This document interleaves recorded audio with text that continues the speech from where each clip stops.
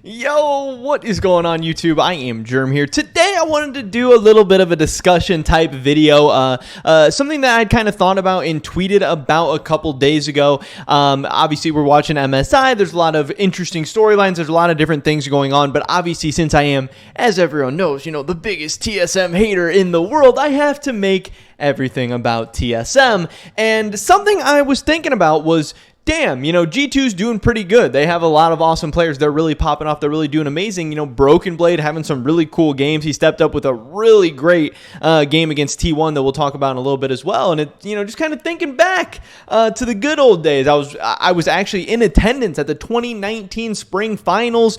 TSM, Broken Blade, all the good memories. And just thinking kind of over the years, like, damn, how mismanaged and how many bad situations has TSM truly made to get them in the position they are today? And the more G2 and Broken Blade succeed, like, the worse things get and the worse things look for TSM. So I want to talk about that a little bit and just kind of all the steps and all the things that have happened to get us here. And just kind of maybe what TSM can do in the future to kind of remedy some of these issues. You got to learn from your past mistakes, of course. So definitely drop a like if you guys do enjoy this video. I would appreciate that so much. And subscribe to stay up to date on all the latest content. Help us run those numbers up a little bit and, be a part of all the awesome videos, discussions, rumors, news, everything that we're going to be talking about over the next couple of months and hopefully the next couple of years. With that being said, let's get right into this. So I want to start by taking a step back to everything that went down with TSM. 2018, TSM still had Haunter up in the top lane. This was a weird time for TSM. The team couldn't really ever get anything going. They were just kind of missing worlds for like the first times ever. Haunter a couple years ago was like an MVP candidate for like 2016 TSM. He was one of the best top laners in the LCS, and he had kind of started his decline. He had started his fall off, and everything TSM did, all the new players they picked up, nothing was ever really going right. So they were looking to make some new moves, and Broken Blade was this very, very hot prospect out there. I can't remember if Broken Blade was like 18 or 19, but he had played for some Turkish teams. He was like a solo queue god. He had all these insane plays. He had all these insane clips, and there was a lot of teams that wanted him. There were European teams that absolutely wanted Broken Blade. There were LCS teams that absolutely wanted Broken Blade, and at the time, TSM's reputation has definitely faltered and definitely fallen a little bit over the past couple of years. We know that for sure. Now, you could argue that their reputation is still very, very good and still very, very high, and they can still attract a lot of top free agents, sure, but it's nowhere near what it used to be. So this was a huge deal and a huge pickup for TSM to get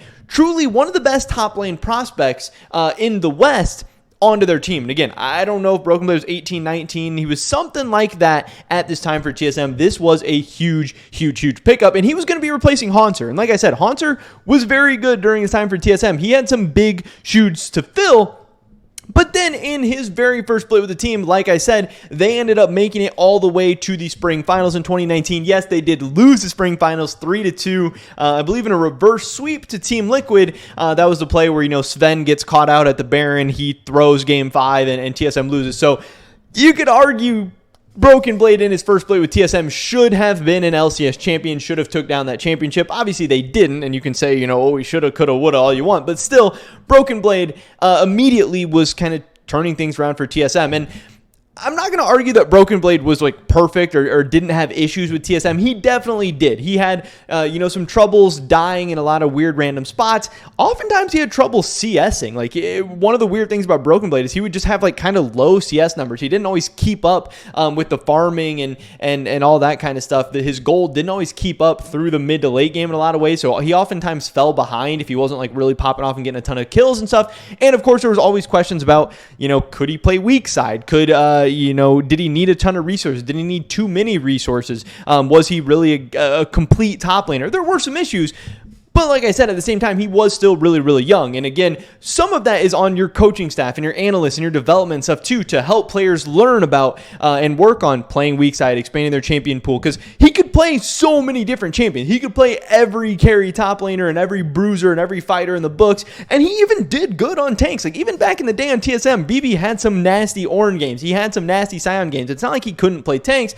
It was just always questions about, is his tank play consistent? Is his tank play world class? We think this guy can be a top Western, maybe even a top competitive internationally top laner on a lot of these carry picks. Can he do all that other stuff?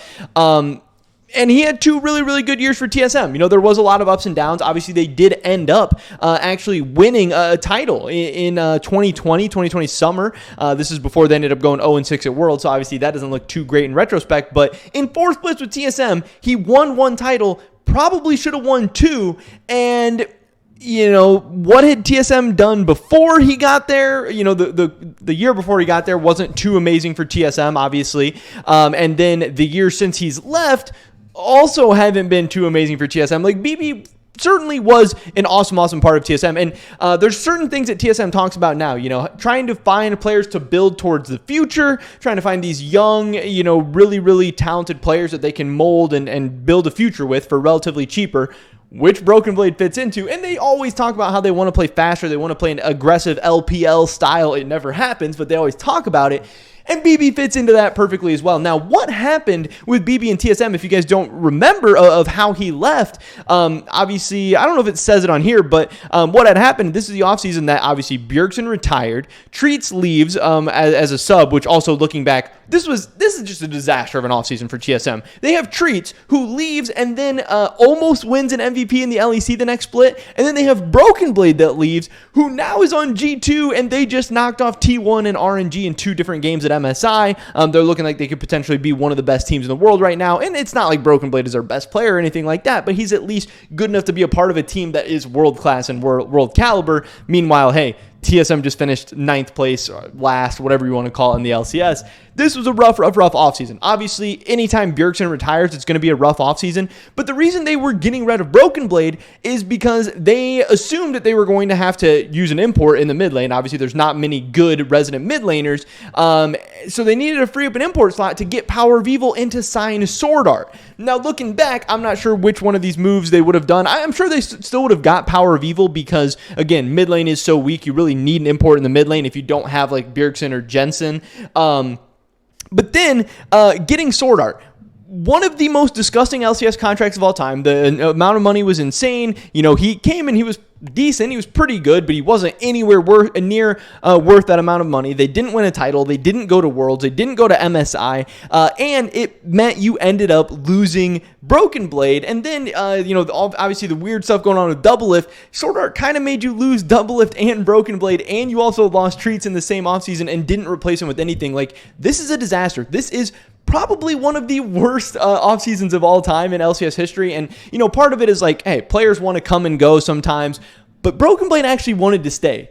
He really liked TSM, he liked North America. Now he's back in Europe. It seems like he does like it over there probably more, and I don't really see him ever returning to the LCS again as long as he can stay on a top European team. But remember this. I posted a video back in 2020. This is hilarious. This is crazy to look back at my content from October of 2020. This video popped off 26,000 views. BB has a message for TSM, and you can see here, after he found out that he was getting released from TSM, he posted double middle fingers on Instagram. This just showing how offended, how mad, how upset he was.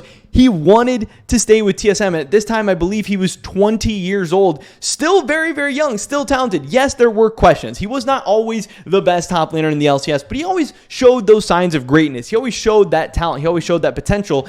And top lane is also probably the weakest position in the West. Finding a good top laner is really hard to come by. And again, this is a guy who liked NA, liked TSM, and wanted to stay, and probably even could have worked towards his green card over the next couple of years. You know, it seemed like he was willing to do that. You know, he was a content machine for TSM. He was a guy who had top potential. He is a guy who had won a championship and had almost won another one for them. Still young, still his best years ahead of them. And TSM letting him go was an absolute disaster, especially, like, obviously it's kind of results, you know, based analysis to say that, you know, they replaced him with 2 players that ended up not really doing anything for the organization in their time. But again, I was not a big fan of it at the time, and obviously who they ended up bringing in the top lane was Hooney as well, and I said this at the time when I was making those videos, like, I really thought the 2 guys that I thought made sense to replace Broken Blade with was Impact and Licorice. Obviously Licorice maybe wasn't that good of an analysis or pick by me, but I still think Licorice overall is underrated. But I thought once TSM was getting rid of Broken Blade, I thought it was to get Impact for sure. Once it was Hooney, I was not super happy. I was not super excited. And I do think that the reason they went and got Hooney was because Impact was too expensive. I think we even saw the signs of TSM going cheap all the way back then. But if you weren't going to go out and get Impact, it never made sense to me to really let go of Broken Blade. Now, yes, I was excited and hyped up about Sword Art, and I was really hoping and optimistic that he was going to be good. I thought Power of Evil was one of the better mid lane options out there to replace Broken Blade. And like I said, I do think TSM was kind of in a tough spot. They were in a tough situation. They went out and at that time they were still trying to make aggressive offseason moves, and I think they thought their team was going to be better, obviously. But man, Hooney has really never been great in any split for TSM. Power of Evil, I think he was definitely good during his time, but obviously he's not even with the team anymore, and Sword Art was the worst pickup in offseason history. And you lost Treats and Broken Blade in that offseason. I mean, this is just bad.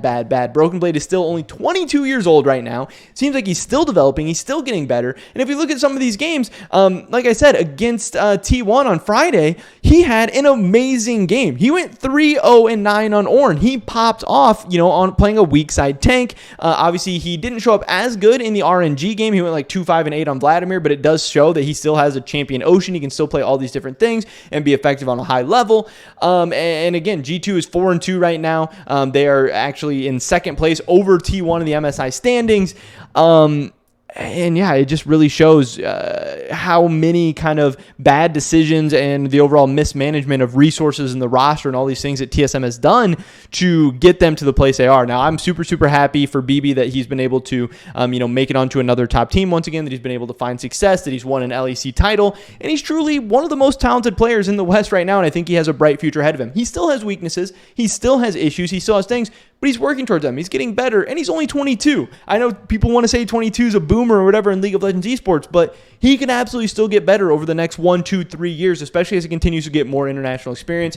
I think he was a great player for TSM. I think it's overall one of the worst mistakes in the history of the org to let him go. Obviously, once upon a time they kicked Doublet from the team. That was a disaster. That was a mess. But kicking BB also seeming to be a kind of a disaster, kind of a mess. And, they constantly get rid of these top tier players, replace them with players that end up doing worse, and they never find a way to, kind of make up for these things. I just think it's kind of weird. But it was just kind of a realization I had, kind of an interesting thought that popped in my mind of just like, damn, TSM could have had this guy. TSM should have had this guy. This guy wanted to be on TSM, and TSM kicked him to the curb for Hooney, Power of Evil, and Sword Art. But that is pretty much it for this video today, guys. Definitely drop a like if you did enjoy it. I would appreciate that so much. Leave a comment down below. Let me know what you think about this. Do you think, in retrospect, obviously hindsight's 2020, but even looking back on it, do you think TSM made the right decision at the time? What roster would you have gone with if you were TSM headed into the 2021 season? I don't know. I'd love to hear your guys' thoughts and opinions.